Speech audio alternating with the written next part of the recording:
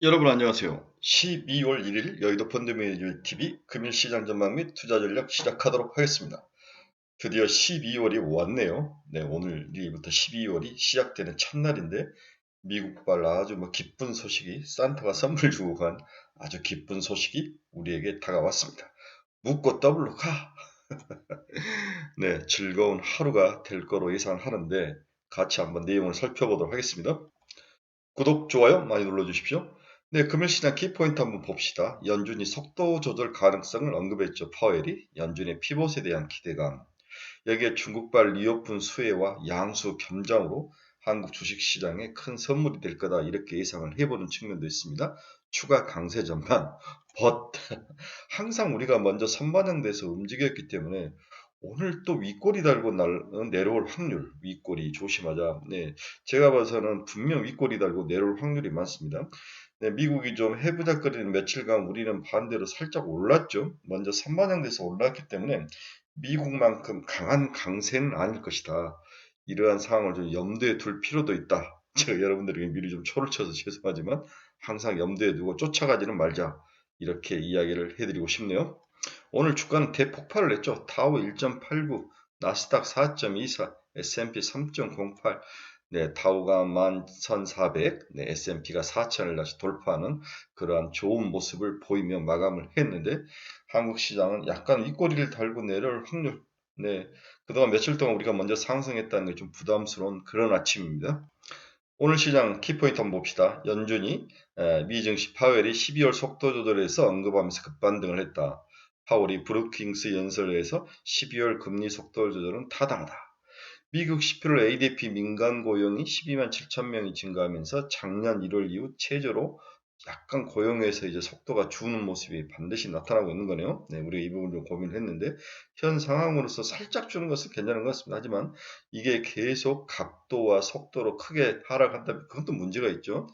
미국 3분기 경제 성장률이 2.9%를 나타내며 석고치 대비 0.3% 상향. 경제 성장률은 나쁘지 않고 민간 고용은 살짝 하락을 하고 여기에 파열이 아주 연준 피봇에 대한 이야기 모든 악조건보다는 긍정적인 효과 시장에 아주 우호적인 말들이 쏟아져 나온 그런 하루다. 아주 먹기 좋은 골디락스와 같은 그런 하루다. 하루만 봐서는 그런 모습으로 미국 주식이 급발진을 한 거죠. 유로존 11월 CPI 지혜비치가 10% 상승하면 전월 대비 살짝 완화가 됐다. 인도 금리 연상 여파에 따라서 3분기 경제 성장률 6.3%로 2분기 13.5보다는 좀 하락한 모습이다. 암호화폐 거래소 클라켄이 30%를 감안하기로 했다. 코인 침체 또 FTX 여파에 따라서 이제 모든 분야에서 사람을 줄이는 고용인을 줄이는 그런 모습이 나타나는 거죠. 이건 결국 소비 감소를 나타나면서 센티를 망가뜨릴 확률도 있는데 일단은 경착륙의 연착륙의 싸움으로 내년 초반기는 갈 것이다. 미 앨런 재무부 장관이 암호화폐 소유자도 보호를 해야 된다. 이제 법적인 업계 규제가 좀 필요하다. 제도권 안에 넣어야 될 그런 상황이다. 이렇게 보는 것 같아요. 하지만 오늘 비트코인은 크게 오르면서 마감을 한 그런 긍정적인 모습이 나타난 하루였습니다. 전일 달러 지수는 0.97% 하락해서 다시 105로 내려와서 105.79 지수로 내려왔네요. 네. 좋습니다. 미국 국채금리 한번 봅시다. 2년짜리는 13bp나 하락을 했네요. 10년짜리도 9.3bp 미국 금리가 안정된 모습을 보이는데 단기 금리가 이제 더 많이 하락을 하면서 역전폭을 좀 줄여가는 모습이 나타날 확률.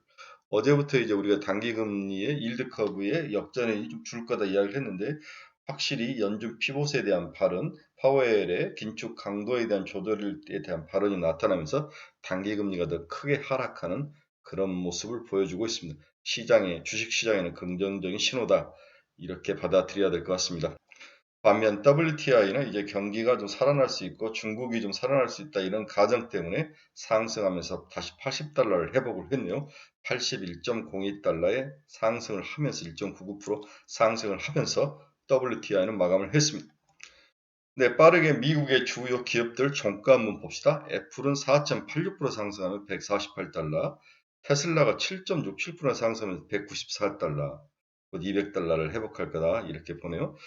180달러 정도에서 200달러를 파는 왕복 달리기는 괜찮아 보인다라고 여러 번 이야기했죠. 엔비디아도 7.21% 상승하며 167달러. 엔비디아 상승폭이 아주 큽니다. 오늘 우리나라 반도체 나쁠 것 같지 않아요? TSMC도 4.76%, 마이크론 테크놀로지도 4.59%, 메타 플랫폼스도 7.18%, 노블록스도 5.41%. 결국 금리가 이제 단기 금리가 인하되면서 금리 인하의 하락의 수혜주인 뭐랄까요? 빅테크라든지 제약바이오 이쪽이 시장이 크게 상승하는 모습이 나타나면서 시장을 이끌어가는 그런 모습을 보여주고 있네요. 네, 좋은 현상인 것 같습니다. 비트코인도 3.37% 상승하며 17,000달러를 회복하는 강한 모습이 지금 보여주고 있습니다. 자, 금일 시장 한번 봅시다. 미국발 주가 상승 폭발은 우리 시장에 긍정적 에너지를 줄 것으로 전망이 되고 있다. 다만 늘 항상 우리가 먼저 오르고 막상 미국이 크게 오른 날은 우리 시장이 조정을 나타나는 날도 많아 살짝 걱정은 앞선다. 이 부분은 제가 이제 제일 걱정하는 거죠. 그렇죠? 네.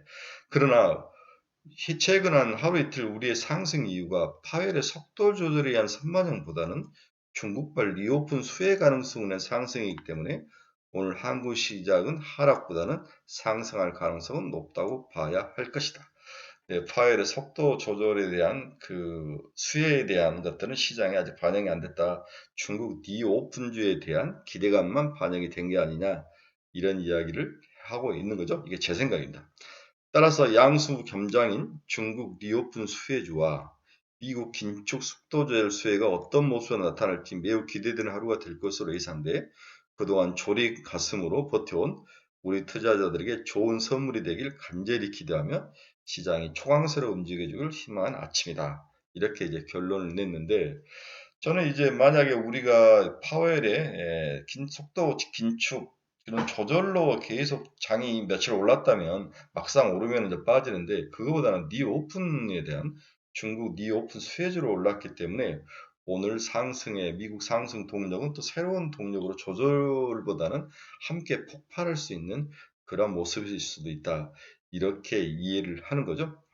저는 이제 오늘 여기에 쓰지는 않았는데 우리 카페에는 제가 이 부분을 이야기를 했는데 이제 중국이 80살 노인들 이제 고령자들에게 이제 백신을 놔야 되는데 중국 백신이 mRNA 백신으로 이제 새로 개발이 들어갔는데 만약 이 mRNA 백신이 중국 자체적으로 개발한 백신이 변형 뭐 코로나라든지 이런 데에 잘 작동하지 않는다면 할 수 없이 미국이라든지 유럽 또 한국 것들을 갖다 사야 될 그러한 사서 백신 접종을 할 가능성도 있다.